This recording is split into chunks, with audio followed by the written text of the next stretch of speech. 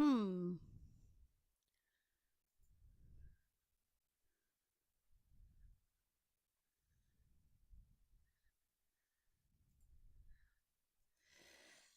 Hello. Well, I'm hoping that if anybody's here, they can hear me. Okay, so hang on one second. Let me go post this. Okay, so there, I posted it. Okay, so I have posted that.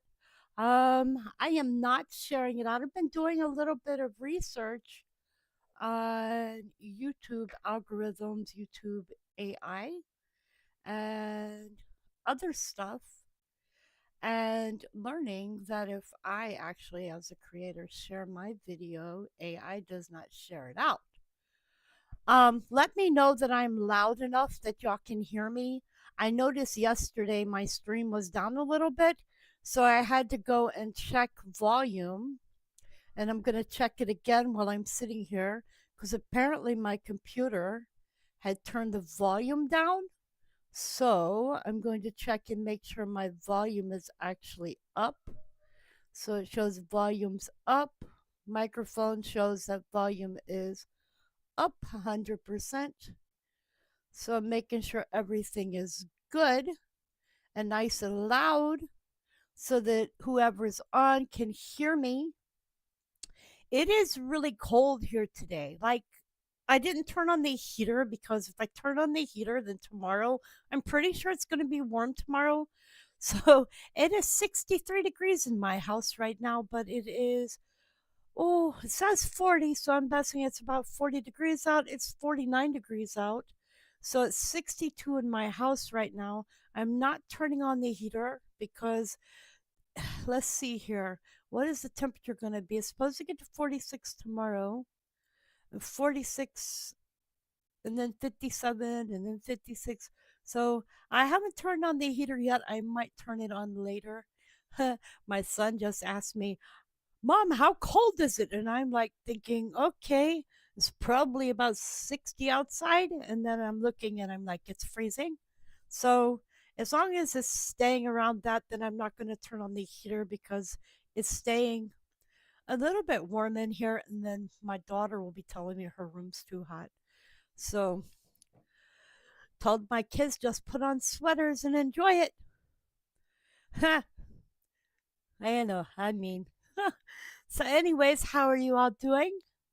I am doing my Sunday live stream, and we are going to take a look at our newest update from Richard, who has sent me a.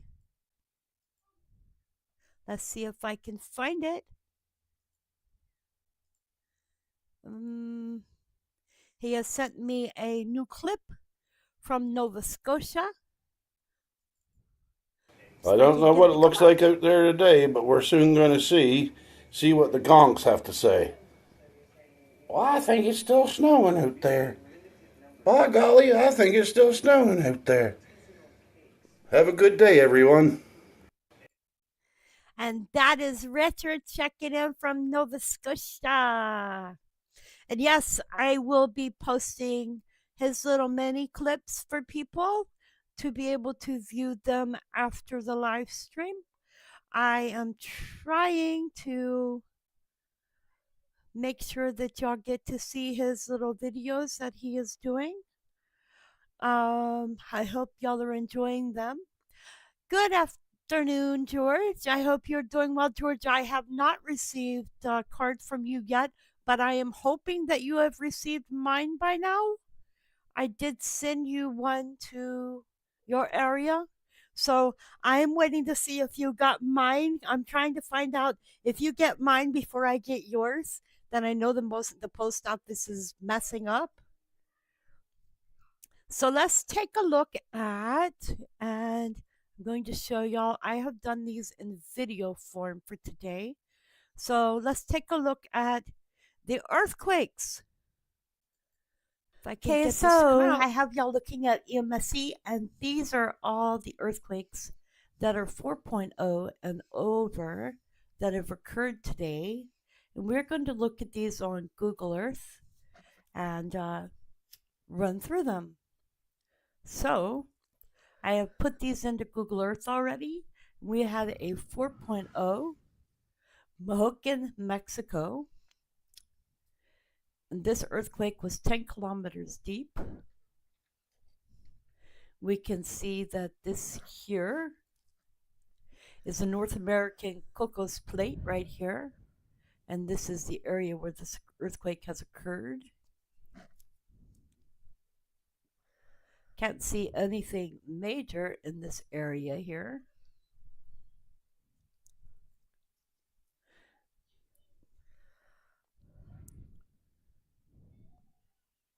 That's Los Pozos here. Looks like a small town.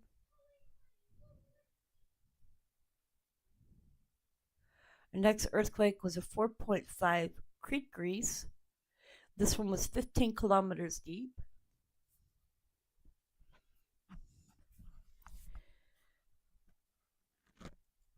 This here is the Eurasian African convergent boundary. This here is the Eurasian African transform boundary. We can see that this is out here in the ocean area. And then we have Crete, Greece over here.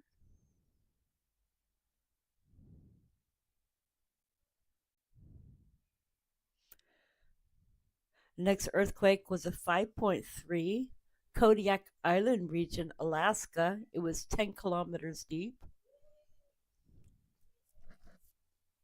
And it looks as though we have a small swarm going on here in this region. So that one is a 4.7. That is the 5.3. And that one there is also a 5.3. So we can see this here is Tujudak Island and Sitkinak Island. Then we have a smaller island over here, which is Chenkov Island. Very interesting looking.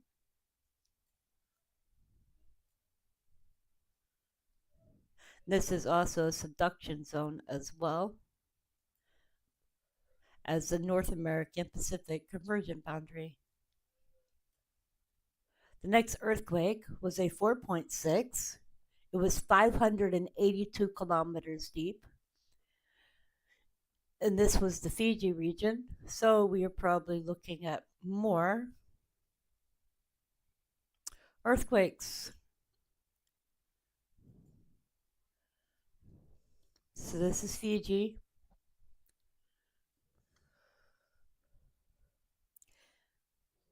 I always think it's kind of cool to look at it on this Google Earth here. And the lighter blue denotes clearer water.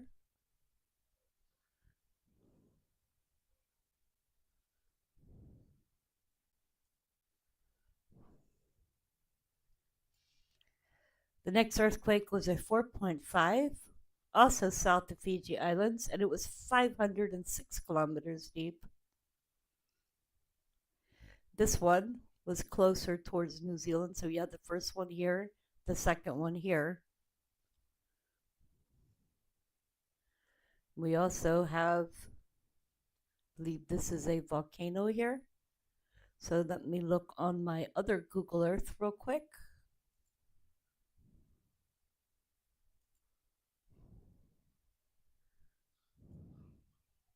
Oops.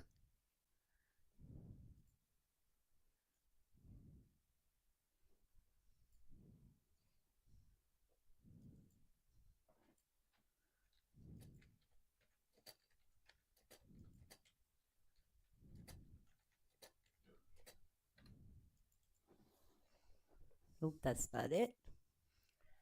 The one we are looking at is a 4.5.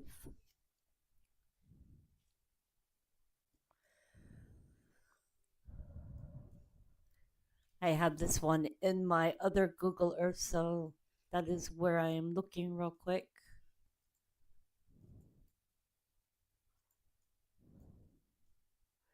Oops.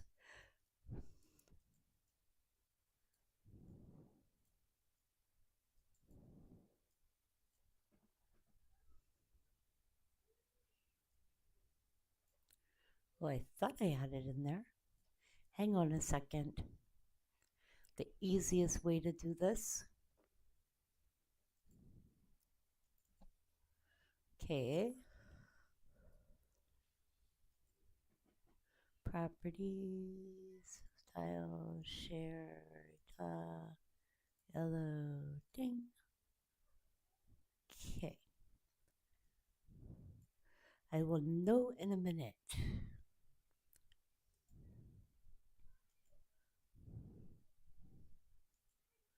So the one I'm looking at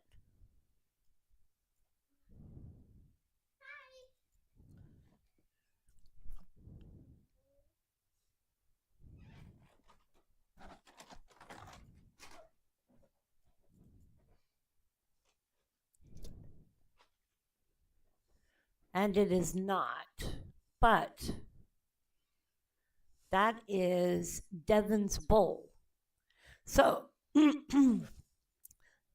it's always good to look up something. I don't see a name on here. However, on the other Google Earth, you can see where it says Devon's Bowl. And it's Devon's Cove, most known as North Minerva Reef. So, good to learn something. Okay, so the next one is a 4.3, Veracruz, Mexico, and it was 118 kilometers deep.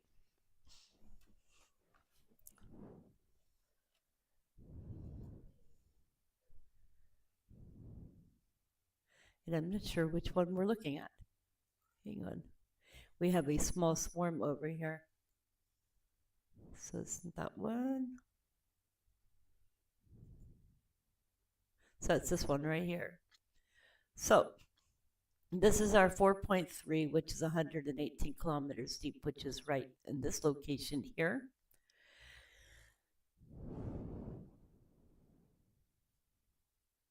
So we do have a small swarm going on in this area. That's Cam San Juan Evangelista.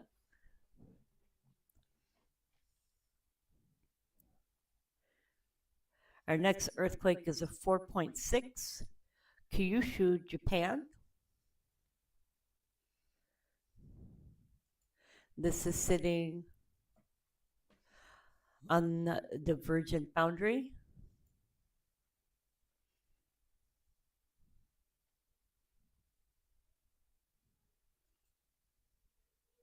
So there's no name for this divergent boundary. It's the Okinawa Trough. It's over here. So I believe this runs into the Okinawa Trough. However, it does not appear to have a name for it, but it is a divergent boundary. And this earthquake appears to be occurring near an airport, the Kagoshima International Airport. So, looks like it's right on the runway.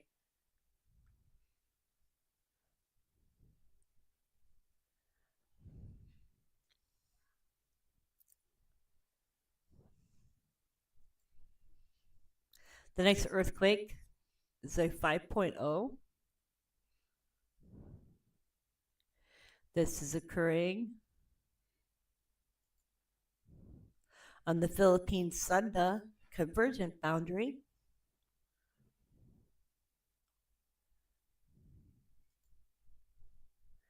The next earthquake is a 4.2, Oaxaca, Mexico. And we're back over here in our swarm location. Let's see if I can find the right one.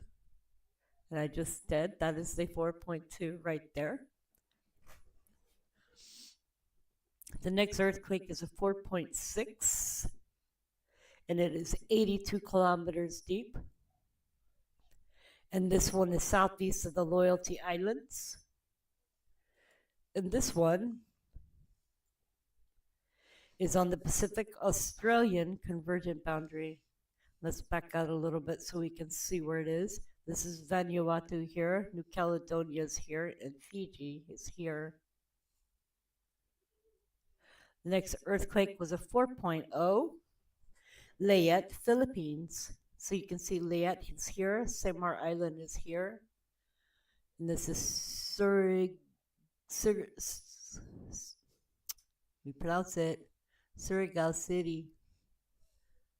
But let's just say that's Loreto. And this is the Denegat Islands.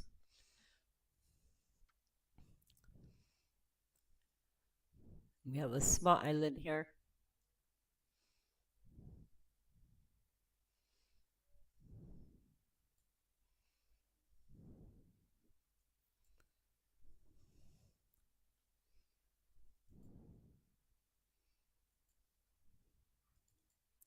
The next earthquake is a 4.1, Kapalan Talad, Indonesia, 29 kilometers deep. Kind of have it in between the boundaries here. This is plate boundary here. This is a convergent boundary, Eurasian Philippine. And then we have the convergent boundary over here, but this one does not have a name. So then we also have the other over here, so I don't see a name for that one either. So this one is unnamed.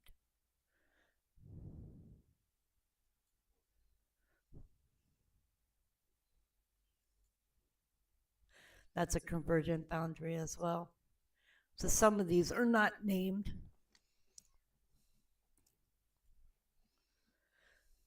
So the next earthquake is a 4.7, 10 kilometers deep, 4.7 south of Alaska. We're back over on our swarm location here. The next earthquake is a 5.3, Kodiak Island region, same swarm location, same area. Next one was a 4.1, offshore Chiapas, Mexico. This is falling near, but not on, the North American Cocos convergent boundary.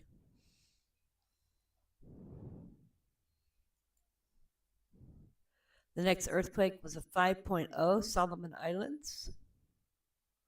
This is San Cristobal here.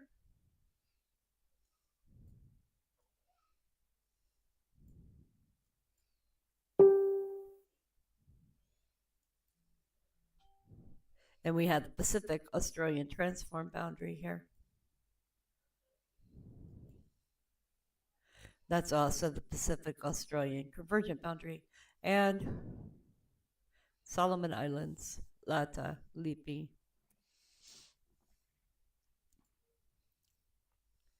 The next earthquake was a 4.2, Chiapas, Mexico. This one is right here.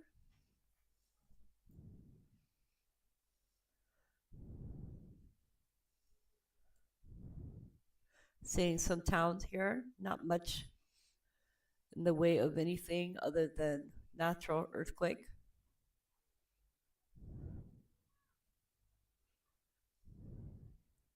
Next earthquake was a 4.0, Oaxaca, Mexico. It was 110 kilometers deep, and it is back in our swarm location. The next earthquake was a 4.5, Hindu Kush region, Afghanistan. We can tell that this is a mountainous region.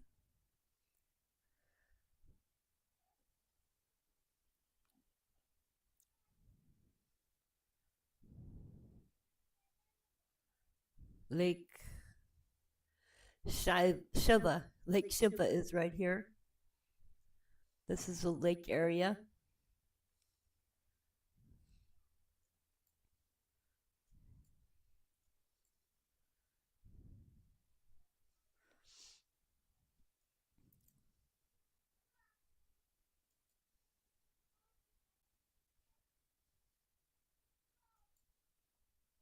And then we also have a convergent boundary right here. That's the main pardon me, your thrust boundary that runs right through here. And the other one is a convergent boundary and it runs right here.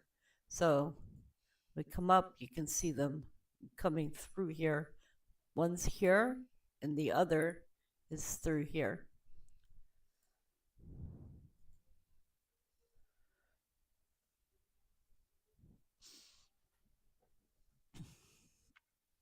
So these areas are seismically inclined. The next earthquake we have is a 5.2. South Africa was a 5.3, sorry. And it was 10 kilometers deep.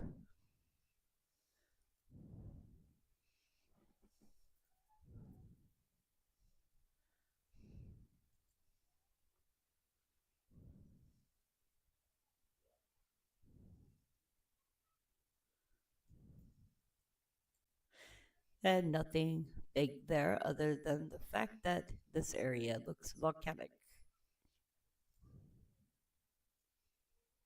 Let me see here on my other.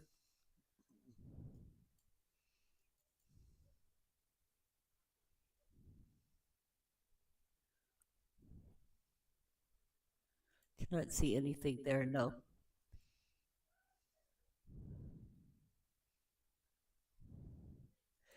It looks it, but there is no volcanism listed there. So this is where this earthquake is. There's actually two there, 5.3 and a 5.3. Well, I had already listed it earlier, never mind. But this is the area that I was looking at. But even though it does look a bit volcanic,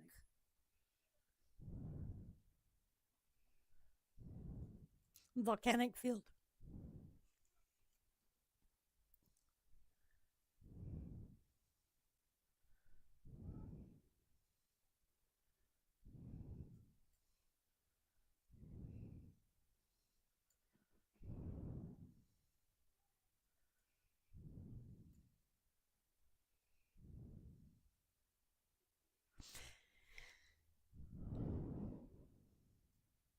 And the last earthquake is a 4.2 in the Banda Sea and is 10 kilometers deep.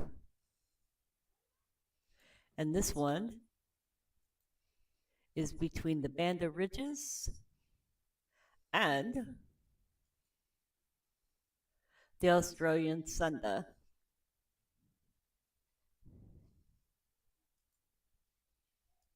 Okay, so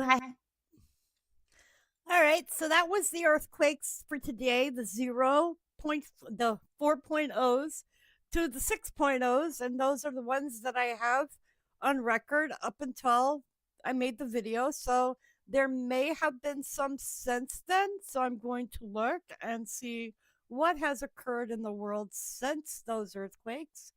So we go over here, click our fours. We can see by looking that since the 5.3 in Kodiak Island region, Alaska, there's been a 4.5 in Crete, Greece, a 4.0 Mahokan, Mexico, a 4.6 Carlsberg Ridge, a 4.2 Nias region, Indonesia, a 5.0 south of Java, Indonesia, a 4.9 south of Java, Indonesia, and a 4.9 Crete, Greece.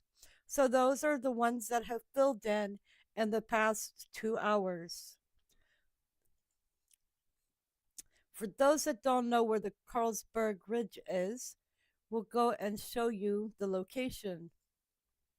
So let me go over here to Google Earth and we'll show you where the Carlsberg Ridge is.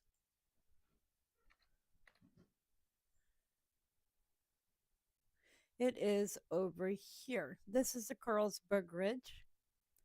This is the Carlsberg Ridge area. And let me turn on something real quick. So there, that's plate boundaries.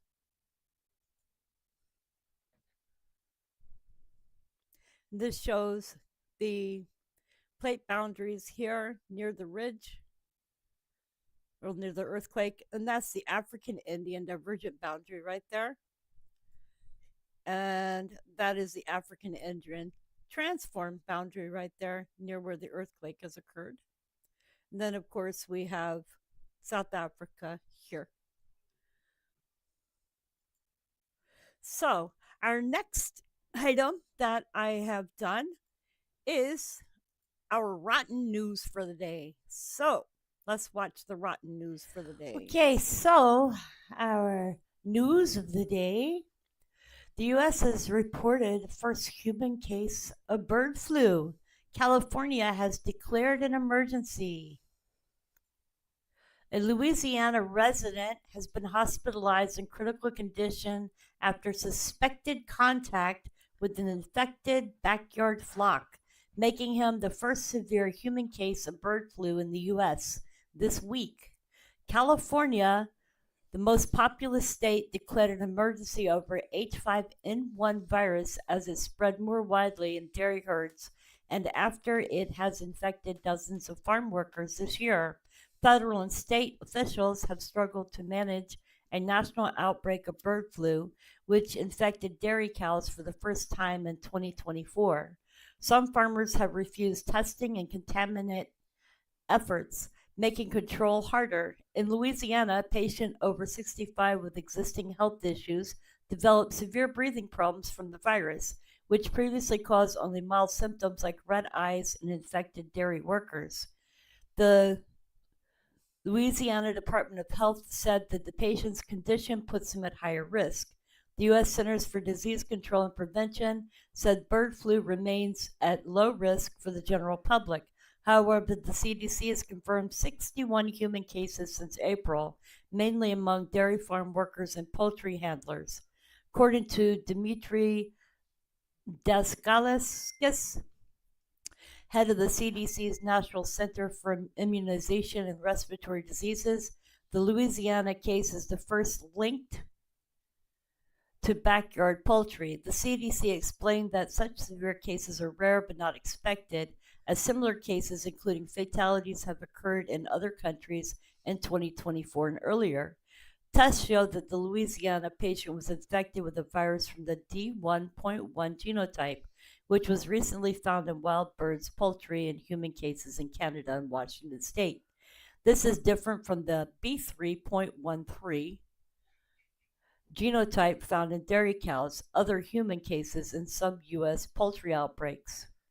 Since 2022, bird flu has spread to over 860 dairy farms in 16 states and killed 123 million poultry. California, the largest milk-producing state, has been hit especially hard, with 60% of its herds testing positive since August. 4 Southern California farms reported infections on December 12th, prompting Governor Gavin Newsom to declare a state of emergency.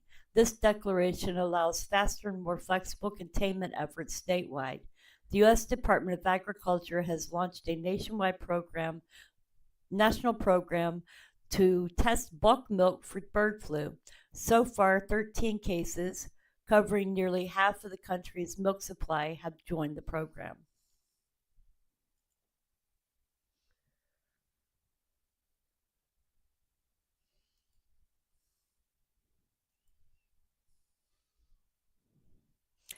In the U.S., 5 were injured after fleeing. Driver crashed into J.C. Penney's at a Texas mall. Police say the suspect is dead. A man drove into a Texas mall after a 19-mile police pursuit, striking 4 people before he was fatally shot by responding law enforcement officers, according to the Texas Department of Public Safety. A trooper shot and killed the suspect after the chase led them into the mall. Texas Department of Public Safety Sergeant Brian Washko said at a Saturday's news conference, a Texas Highway Patrol trooper attempted to stop a pickup truck around 5 p.m. Central Time. Washko said the man driving the vehicle was called in as possibly driving while intoxicated. Washko said After the suspect exited the highway, he entered the Clean Mall parking lot where he drove through the glass doors of a J.C. Penney store main entrance. The suspect drove through the doors and continued to travel through J.C. Penney's store, striking multiple people. 4 people were injured by the pickup truck as it drove through the mall and were taken to the hospital, and a 5th person went to the hospital on their own. Wash Troopers and local police followed the truck through the mall on foot and engaged in gunfire with the suspect to end the threat. There's people in here shopping for their families, their children, their friends, loved ones, and those kinds of things. We don't like to see that, obviously, and we pray for their recovery. Washko said that the victims. Killeen police spokesperson Ophelia Miramontes told the Killeen Daily Herald a pursuit came in from Belton, a city about 19 miles east of Killeen. Nathan Carrasco told he was in his car with his friends at the Killeen Mall parking lot when he witnessed a truck drive through the JCPenney's door and run over people. Carrasco said 2 police vehicles chased the truck, and just before officers nearly cornered the truck drove through the department store. Can't even imagine. Carrasco and his friends jumped out of the car to make sure everyone was okay. There were people lying on the floor and glass everywhere. Adding people rushed into the store to help the woman and young girl who was bleeding. Wow. So anyways, Killeen is about 150 miles south of Dallas and is home to the Army's Fort Cavazos, formerly Fort Hood. So this happened at the Killeen Mall, 2100. Let's see where this is located.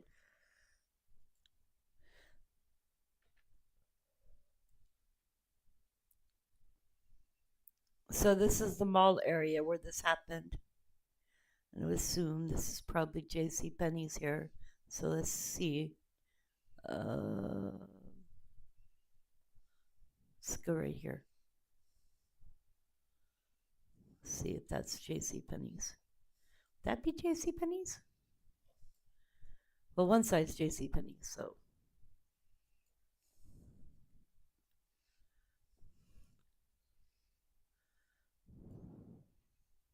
I'm looking for J.C. Penney's.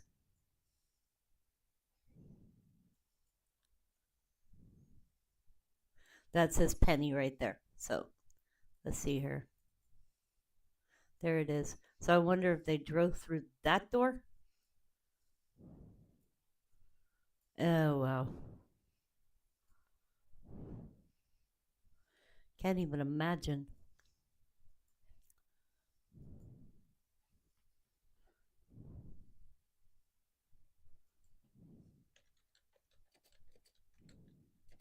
Okay, on the 20th, a Swedish hip hop star was shot dead in a car park.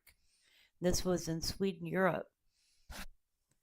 A Swedish police said Friday a man has been shot in a car park in the city of Norrköping, with media identifying the victim as rapper Gabaro, who reportedly had links to criminal gangs. A video purporting to show the killing quickly spread on social networks. In the video, seemingly filmed with a camera worn by the shooter, a person carrying a handgun can be seen firing multiple shots in the car park. Police said they were aware of the video and that it was part of their investigation. They said a man in his 20s who had been found injured at the scene on Thursday morning was later pronounced dead at the hospital. Multiple media outlets reported that the man was rapper Gabaro, whose songs had been streamed millions of times on Swedish music streaming giant Spotify. Sweden has seen a rise in gang shootings and bombings linked to score settling between rival groups, with police struggling to control the illicit drug market. Several high-profile artists have previously been victims of violence. In June, 26-year-old rapper C. Gambino, whose real name is Karar Ramadan and is not to be confused with the American rapper Childish Gambino was killed in a shooting, having been named the country's hip hop artist of the year the month before. Another award winning Swedish rapper, Einar, was shot and killed in Stockholm in a gang conflict in October 2021. Last year, 53 people died in 363 shootings, often in public and sometimes claiming the lives of the innocent victims and passersby. Well, that's sad. The lesson to be learned from that is do not get involved in gangs. So, in Germany, the German Christmas market has been attacked, and a suspect is facing murder charges. So let's go to Magdeburg in Germany.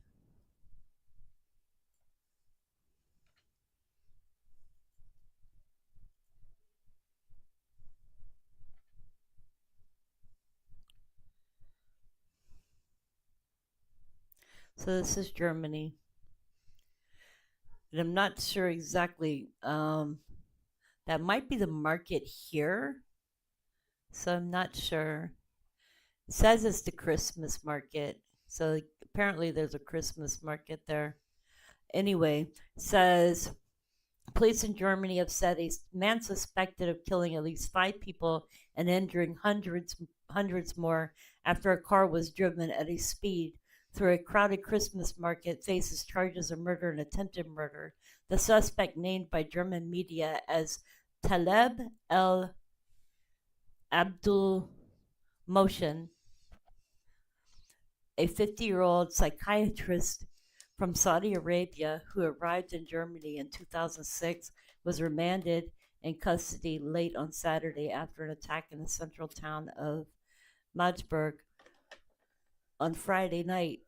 Police said on Sunday that prosecutors had pressed charges of murder and attempted murder against Abdul Mohsen, a anti-Islam activist who has made death threats online against German citizens and has a history of disputes with state authorities.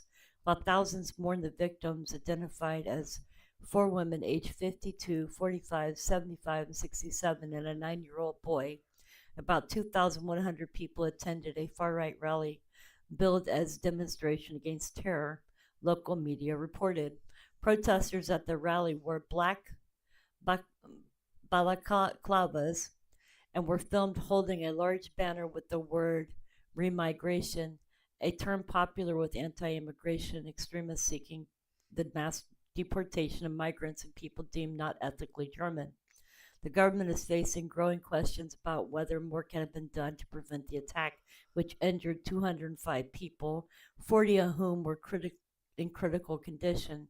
Teams of surgeons have been working around the clock since the first survivors of the attack arrived, with one health worker telling local media, blood on the floor everywhere, people screaming, lots of painkillers being administered.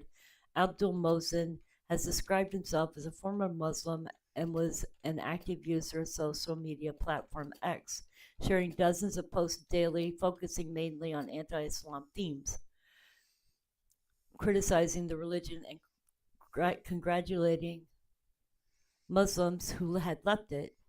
He had helped women flee Gulf countries, complained that Germany was not doing enough to help them, and also accused German authorities of failing to do enough to combat what he referred to as the Islamification of Europe.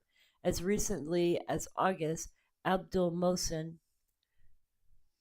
also wrote on social media, "Is there a path to justice in Germany without blowing up a German embassy or randomly slaughtering German citizens? If anyone knows it, please let me know." He also posted on X that he wished Germany's former Chancellor Angela Merkel could be jailed for life or executed, and in 2013 was fined by a court in the city of Rostock for disturbing the public peace by threatening to commit crimes. This year, he was investigated in Berlin for the misuse of an emergency clause after arguing with officers at a police station, local media reported. He had been on sick leave from his workplace in an addiction clinic near Magdeburg since October. Mina Adi, The chair of the Association of Former Muslims in Germany said Abdul Mohsen was no stranger to us because he had been terrorizing us for years. She labeled him a psychopath who adheres to ultra right conspiracy ideologies. Der Spiegel magazine cited security sources as saying the Saudi Secret Service had alerted Germany's spy agency BND last year to post in which Abdul Mohsen threatened Germany would pay a price for its treatment of Saudi refugees. Die Welt newspaper, citing security sources, reported the German state and federal police had carried out a risk assessment of Abdul Mohsen, which concluded that he posed no specific danger. The German Chancellor Olaf Scholz on Saturday condemned the terrible, insane attack and issued a call for national unity amid mounting political tension in the country as it heads towards federal elections on 23rd February. Opposition parties on the far right and left were swift to criticize his government. The far right AfD parliamentary leader Bernd Baumann demanded Schultz call a special session of Bundestag on the desolate security situation. The head of the far left BSW party, Sarah Wagenknecht, said the Interior Minister Nancy Faeser must formally explain why so many tips and warnings were ignored beforehand.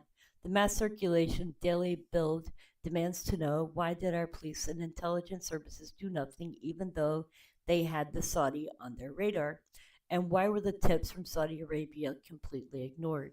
Calling for sweeping reforms after the election and a complete turnaround in internal security, the paper claimed. Germany authorities usually only find out about attack plans in time when foreign services warn them. Hungary's Prime Minister Viktor Orban said on Saturday there was no doubt that there was a link between changed world in Western Europe, the migration that flows there, especially illegal migration, and terrorist acts. Orban vowed to fight back against European migration policies because Brussels wants Magdeburg to happen to Hungary too. So there you have it. This is a story that has happened. And the German Christmas market attack, which occurred on the 20th, well, I believe it was yesterday in Germany, which would have made it the 22nd in Germany. Very sad.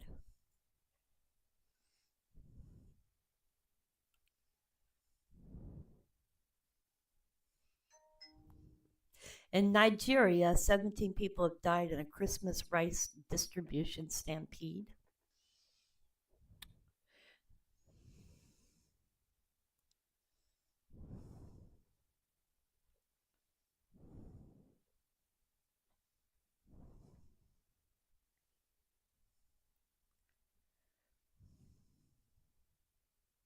And there you have it.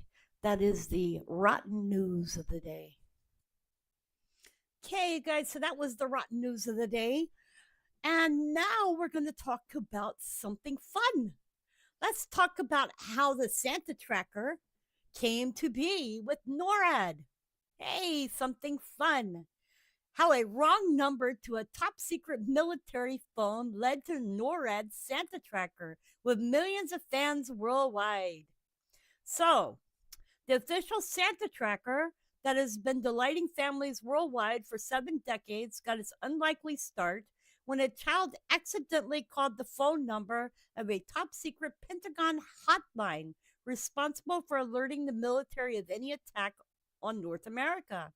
In December of 1955, 1 year after President Eisenhower established the hotline, the red phone rang at the Continental Air Defense Command, now known as NORAD, North American Aerospace Defense Command.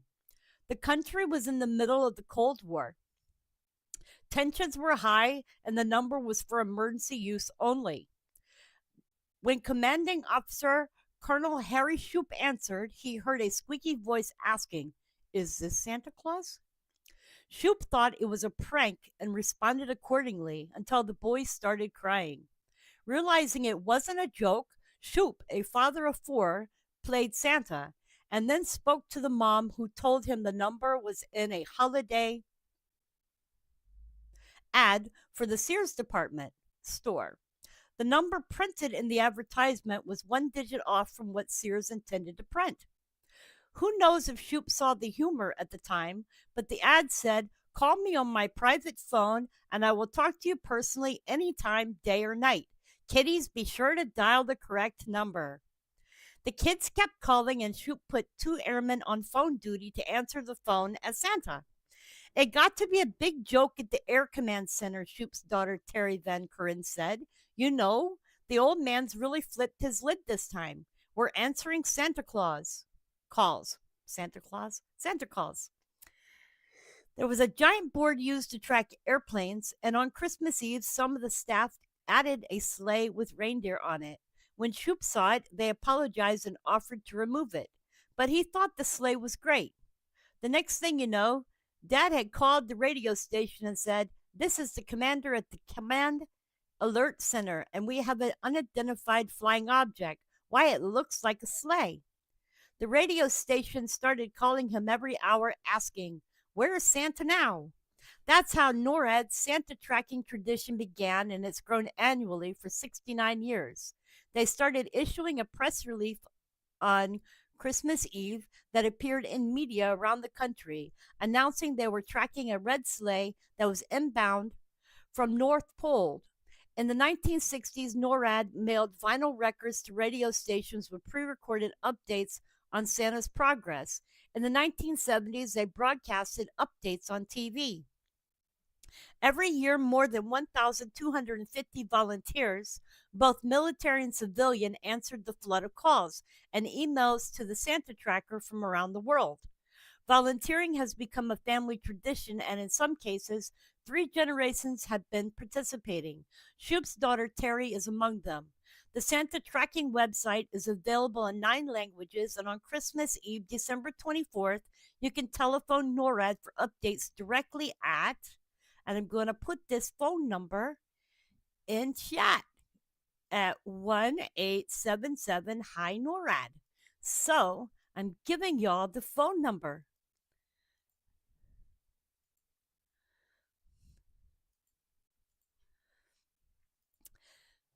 Truly, in the 21st century now, they even have a free app, and families can use Amazon's Alexa service to ask for updates. Colonel Shoup, who died in 2009, served in World War II, the Korean War, and the Vietnam War. He received a soldier's medal for saving the life of another airman.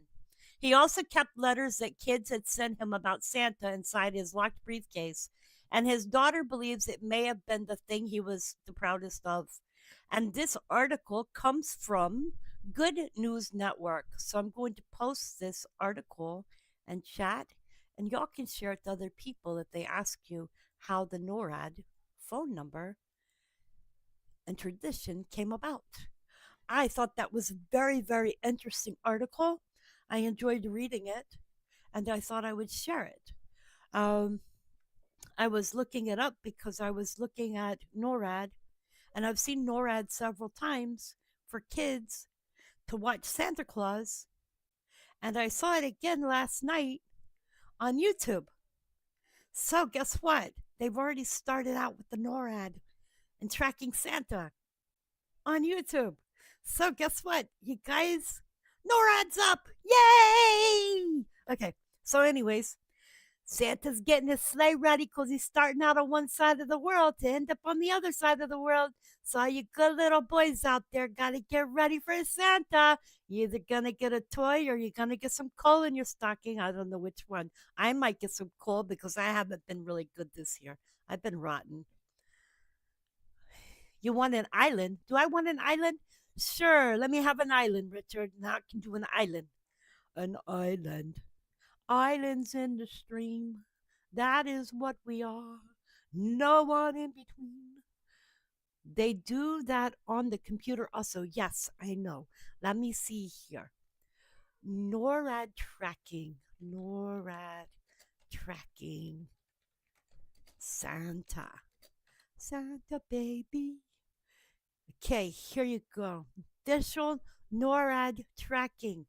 There you go. And here it is. You can find it on the computer also. So this is for tracking from the computer. There you go. www.noradsanta.org/en/ I don't know what comes after that. En. Yeah. /en. And they use cookies for it. So there's cookies. Sable Island, south of Nova Scotia. Okay, let me get this one. Sable Island. And now we will do an island. Sable Island.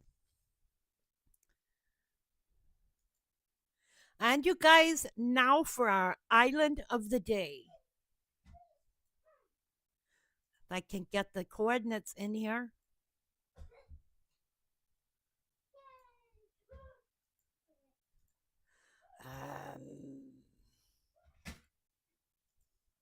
Okay, we're getting our coordinates.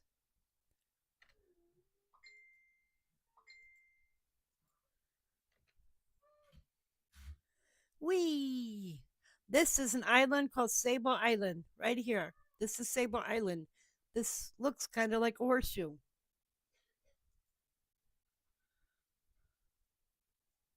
This island. Okay. Coffee first.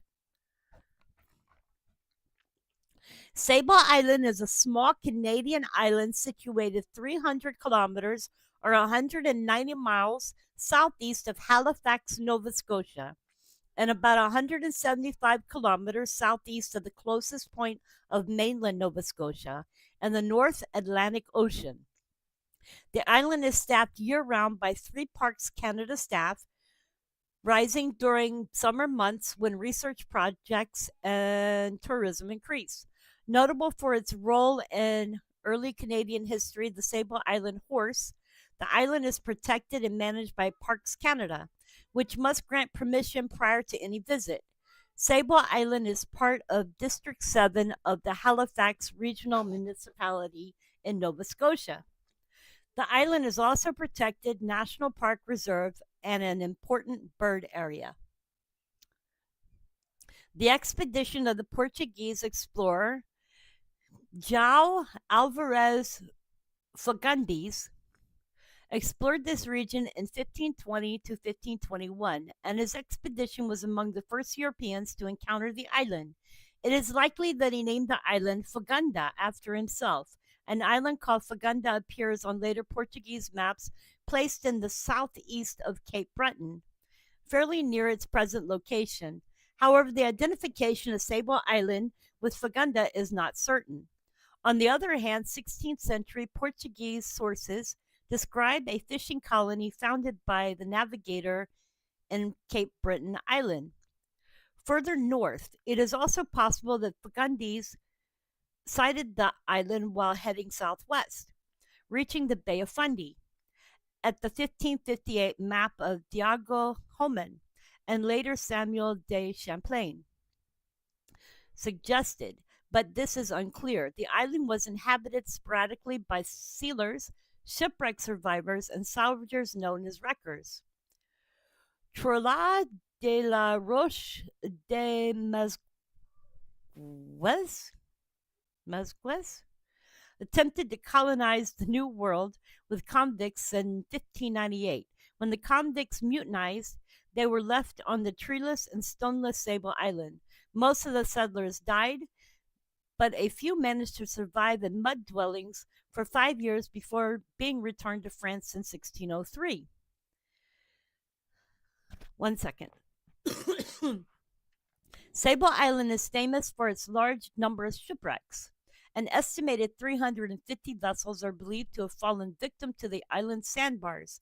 Thick fogs, treacherous currents, and the island's location in the middle of major transatlantic shipping route and rich fishing grounds account for a large number of wrecks. The first recorded wreck was an English ship, Delight. In 1583, part of Humphreys Gilbert's Newfoundland expedition. There were at least 3 incidents of shipwrecks in the 1700s.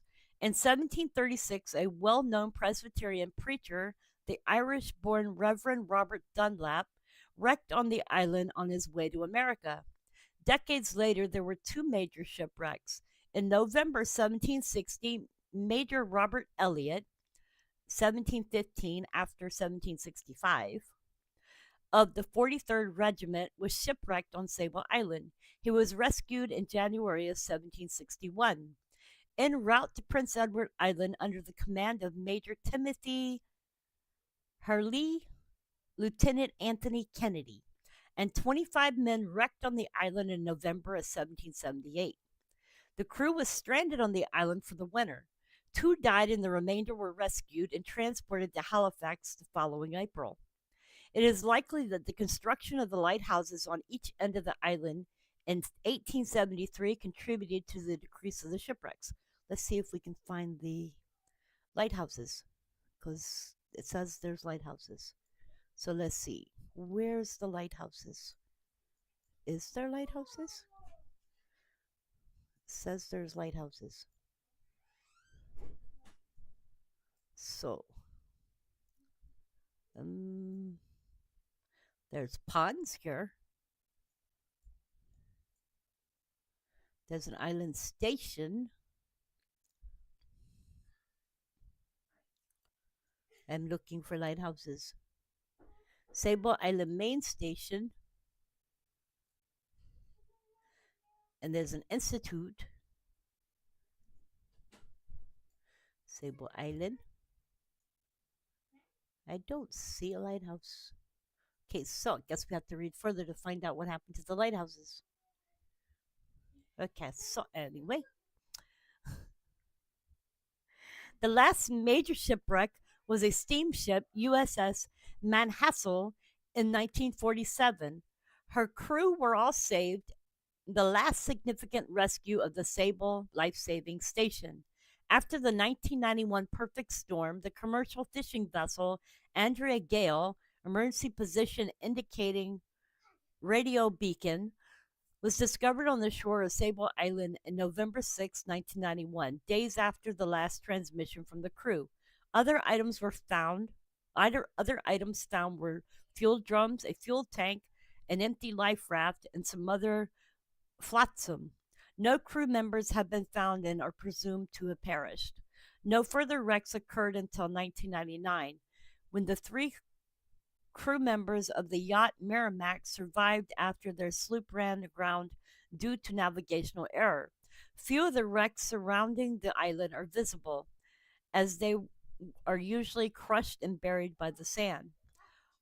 On 12th July 2024, the bodies of Sarah Packwood and her Canadian husband, Brett Clibbery, were found in a lifeboat that washed up on Sable Island. They had left Nova Scotia 11 June 2024 in their sailboat Theros, trying to sail to the Azores, and had been reported missing 18th June 2024.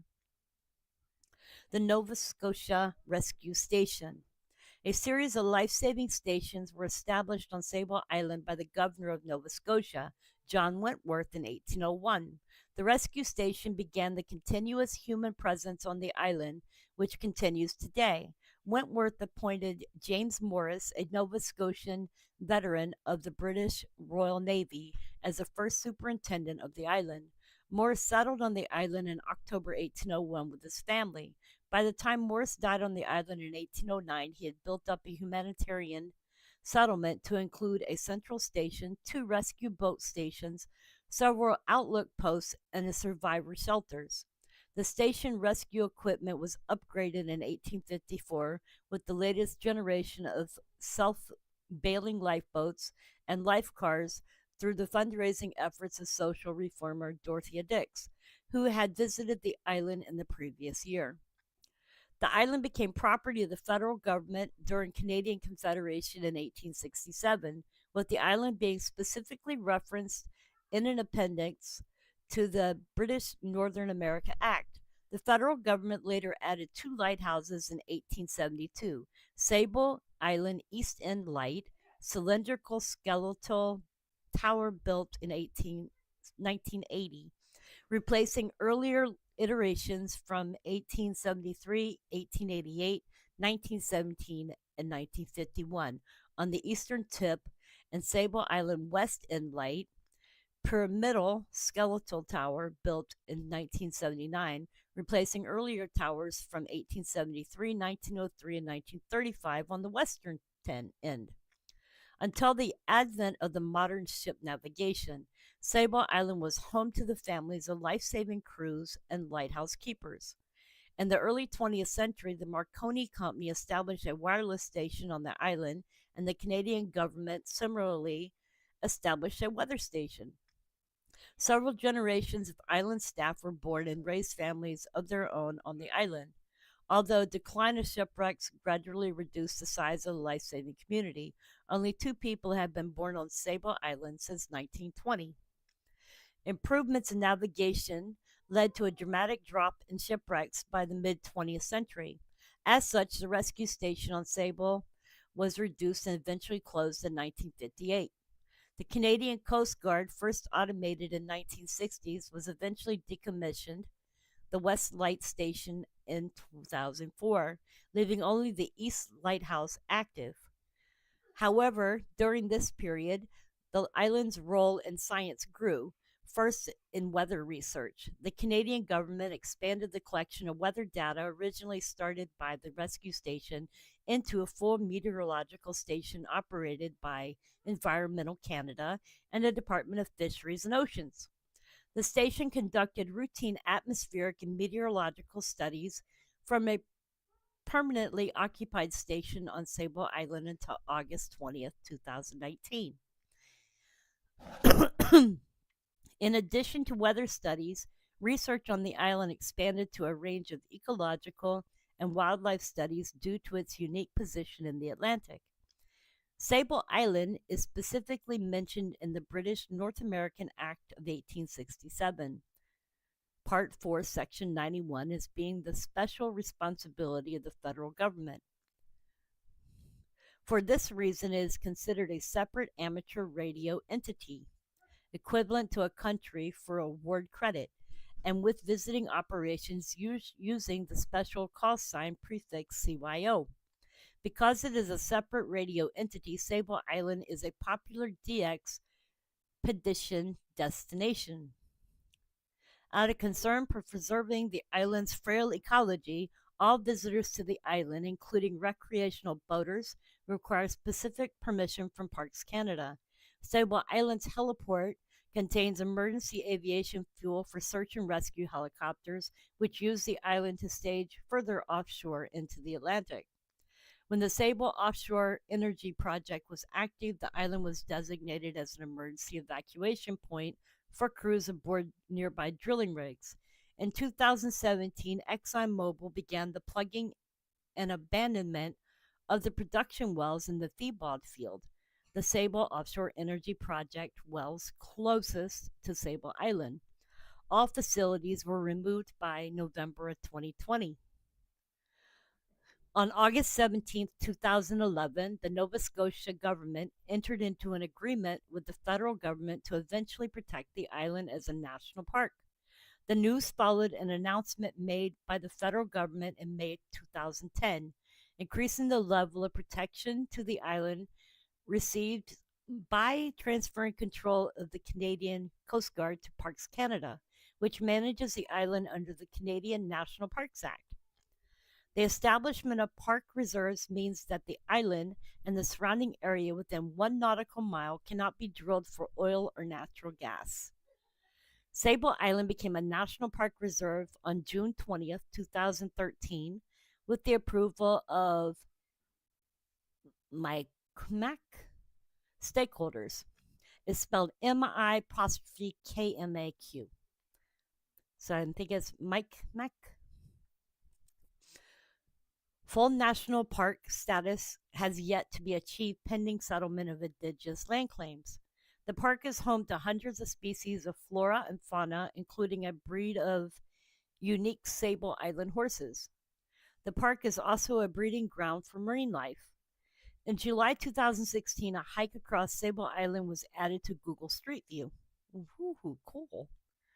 Google works with Parks Canada to add the interactive views of Sable and 5 other Canadian national parks.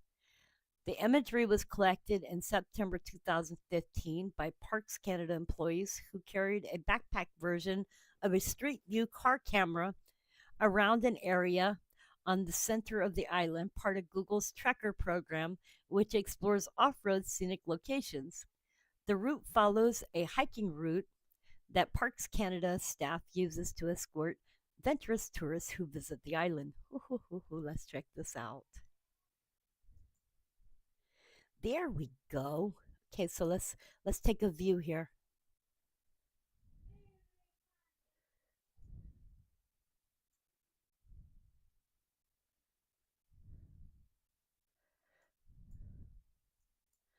So looks like this is on the ocean.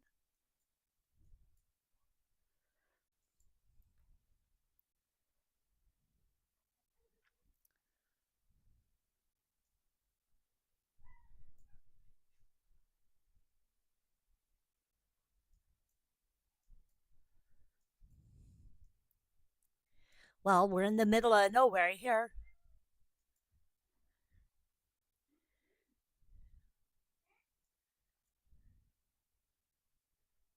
Wonder what that is. Huh. Let's see what that is.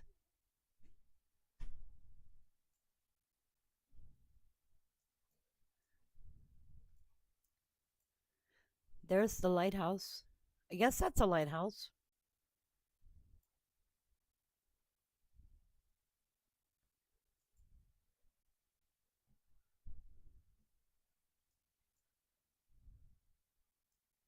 So I'm thinking that there must be another lighthouse over here.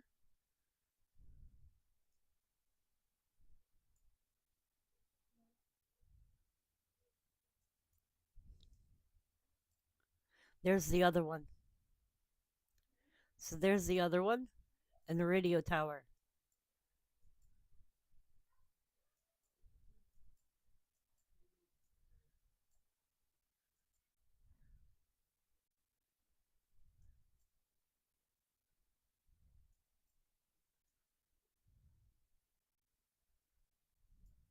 And then there's an institute there.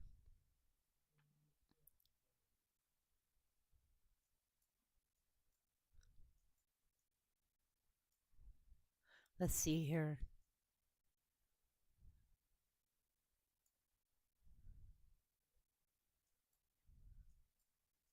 Then you can see the houses out here.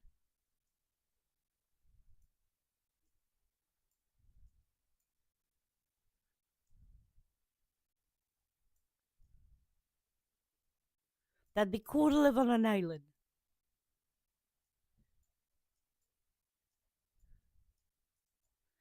Except during a hurricane.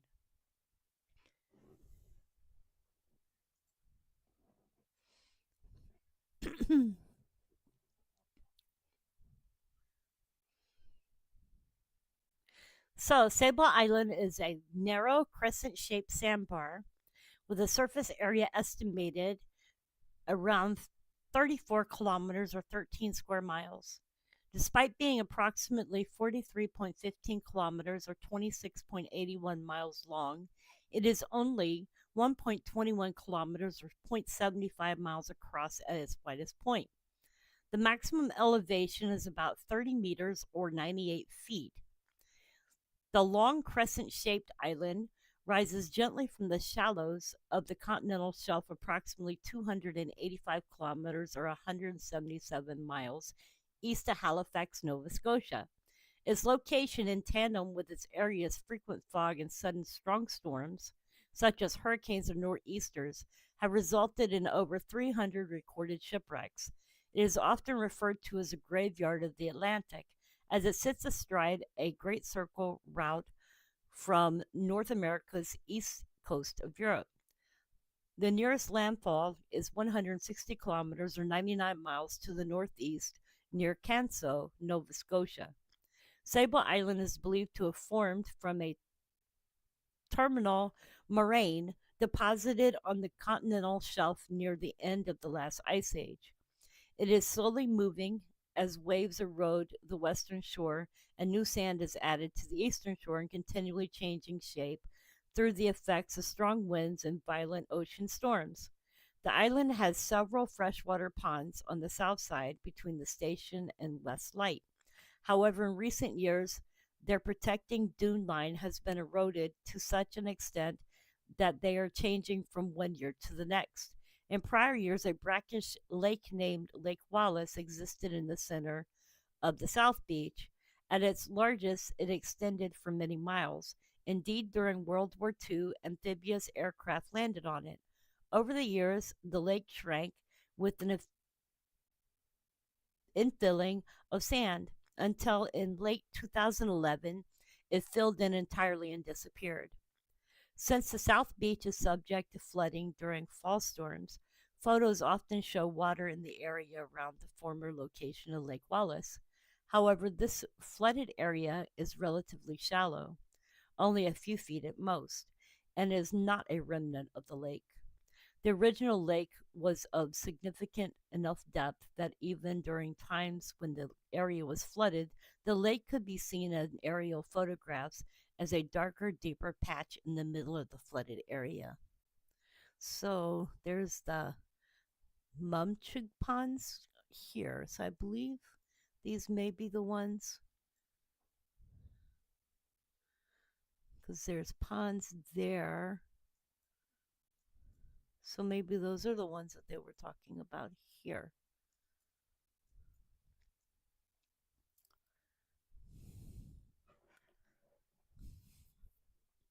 Nope, that's not it.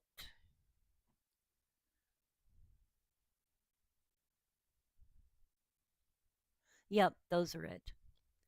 The island is part of the Halifax Regional Municipality, the Federal Electoral District of Halifax, and the Provincial Electoral District of Halifax Citadel. Although the urban area of Halifax proper is some 300 kilometers or 190 miles away on the Nova Scotian mainland. The climate on Sable Island has an oceanic climate using the -3 Celsius isotherm, with its climate being strongly influenced by the sea.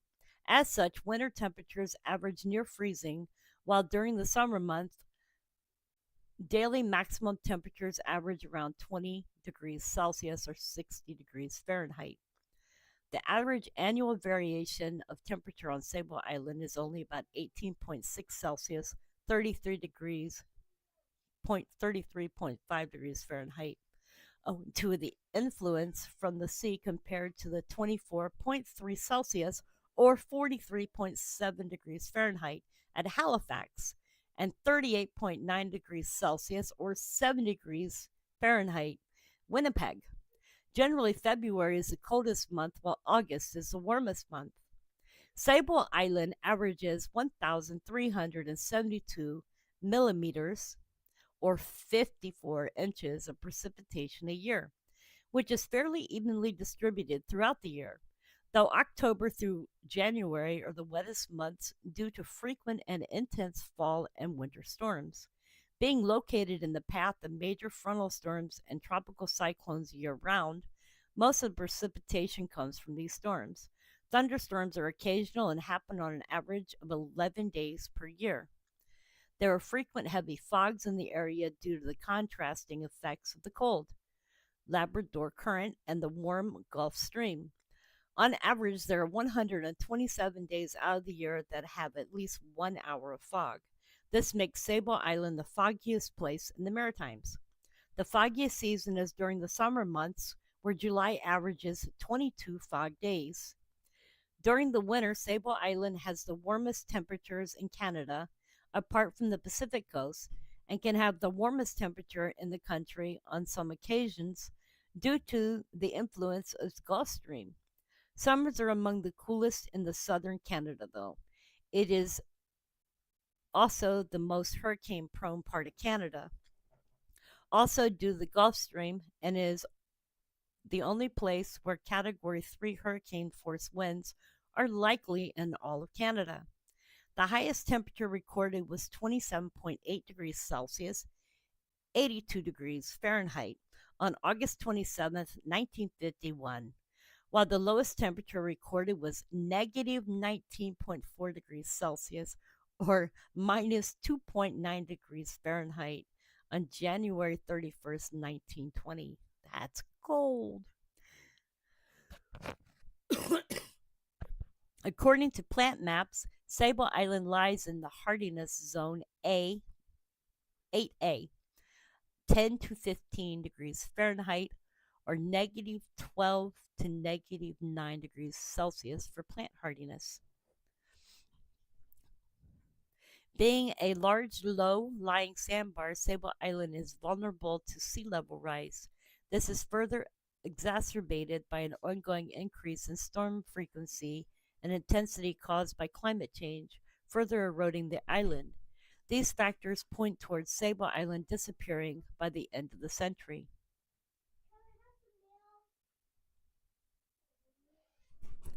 Anyways, you guys, that is some to do with Sable Island. I hope y'all enjoyed it.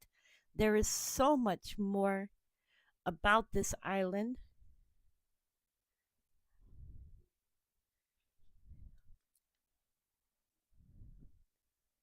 But most of it has to do with culture.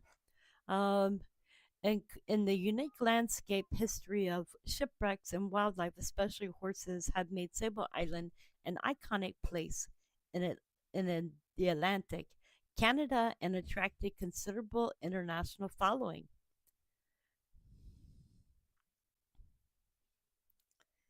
In music, 1970, Stompin' Tom Connors published his song Sable Island. In 1970, Stompin' Tom meets Big Joe Mafura.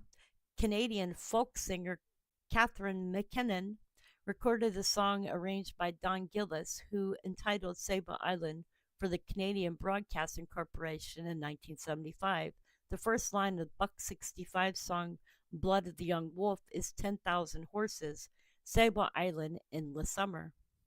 In documentaries, the island has been the subject of many Canadian documentaries by the Canadian Broadcasting Corporation and the National Film Board of Canada, beginning with the 1956 NFB film Sable Island by Alan Wargon. So there is so much about this island. It's also been on the radio. On September 11th, 2014, Don Connolly, a CBC radio information morning broadcast part of the daily current affairs program from Sable Island. It was the first ever live public radio broadcast from the island. In amateur radio, Sable Island is considered a separate country with a unique call sign prefix CYO. Since enthusiasts collect contacts from different countries and there are few inhabitants on Sable Island, a contact from there would be considered a rare DX. As a result, a number of private expeditions known as DXpeditions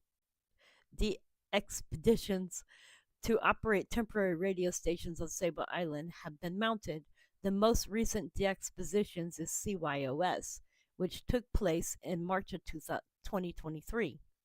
There have also been DXpeditions in October of 2012, March 2011, July 2008, November 2002, October 1995, and October 1975. Anyways, you guys, I hope y'all enjoyed that bit about Sable Island off of Nova Scotia.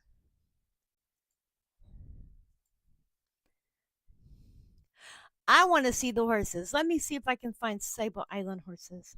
Sable Island horses. Okay, so I have found a picture of the Sable Island horses. Here we go. Wait, not one. That one won't be it. Let's look at this one. Here you go. Here is this. Well, it says Sable horses, so there's a sable horse.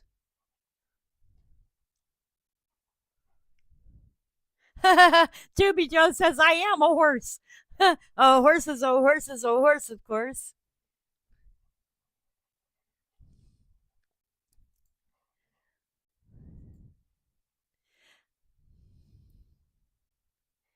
Here's an actual picture of the horses. There you go. Stallion and Harem on Sable Island, Nova Scotia, Canada.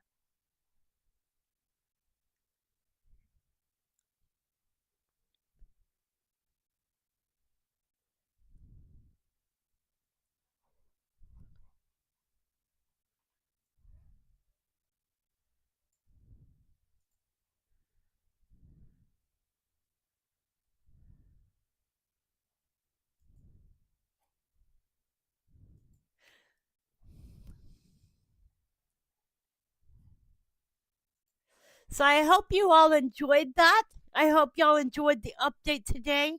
The rest of the video is just me hanging out with you guys. I have enjoyed the live stream today. Let me see here. I am looking at weather.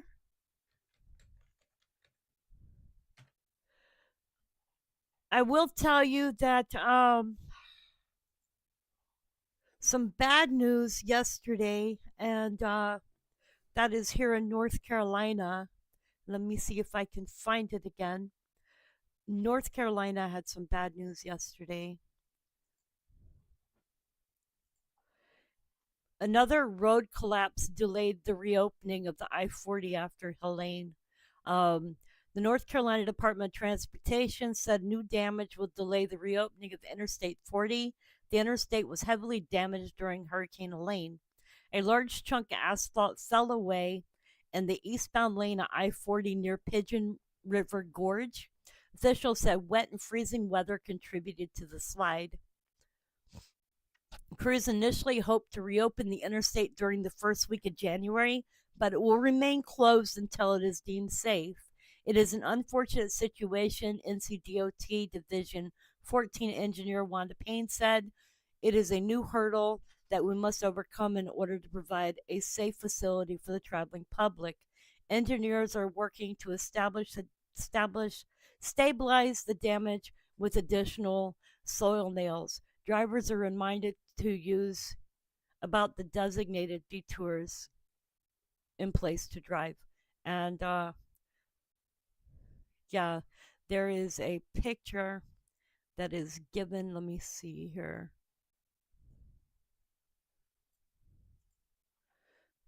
And this is the picture of the road. Apparently, it fell away.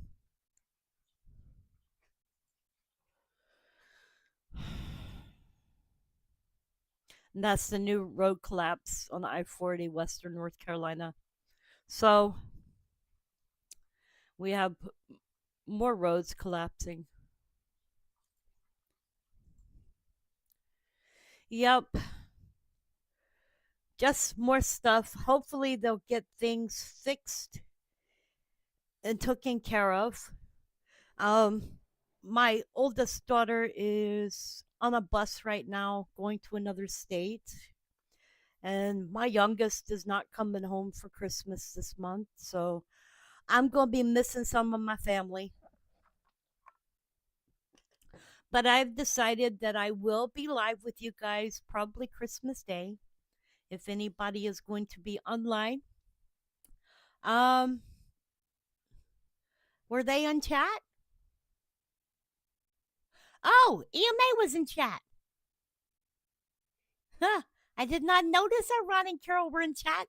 I was busy reading away. Hello, Ron.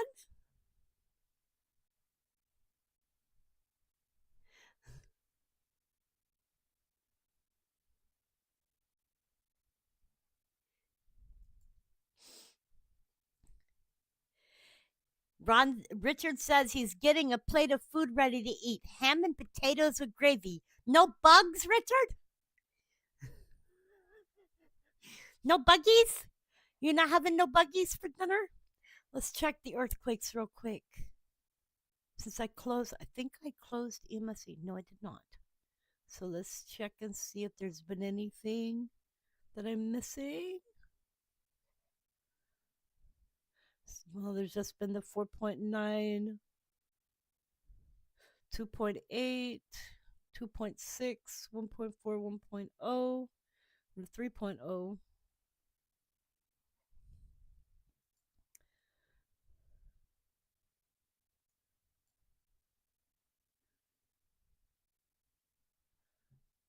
Bugs are dessert. Yuck. No bugs. Okay, you guys, I am glad that y'all showed up today. Thank you for being here. Thank you for tuning in to the live stream. I hope y'all are doing well on this beautiful Sunday. Thank you for being here, and I will see you all tomorrow tomorrow is Monday. So I will see you guys tomorrow and Tuesday and Wednesday. Anyways, you guys, I am going to sign off now.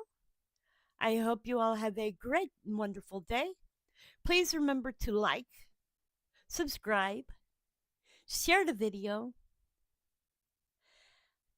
and if you haven't already, subscribe. Also, I am starting to post member only videos.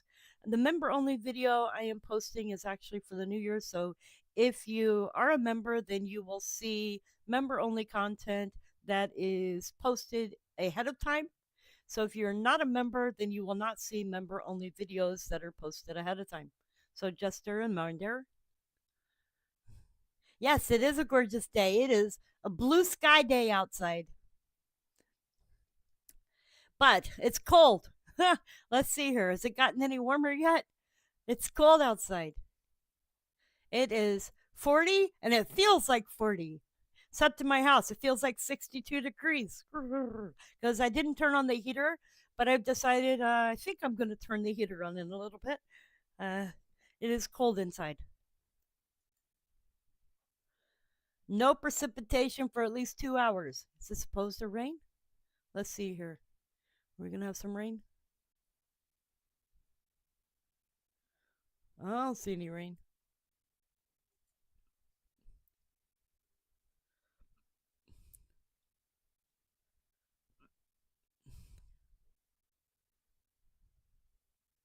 Well, this doesn't show any rain, so I don't think I'm going to have any rain, hopefully.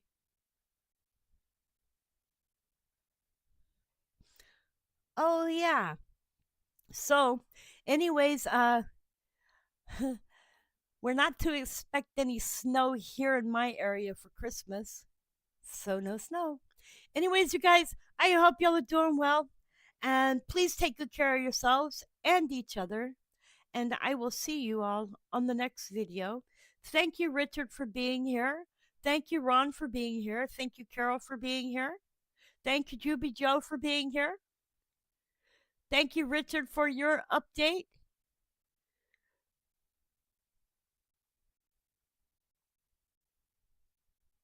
Thank you, everybody who has checked in, viewed the video. Remember to tell somebody that you love them. Tomorrow is never promised. And remember to always make today an adventure. Anyways, you guys, I love you, and I will see you on the next video. Much love.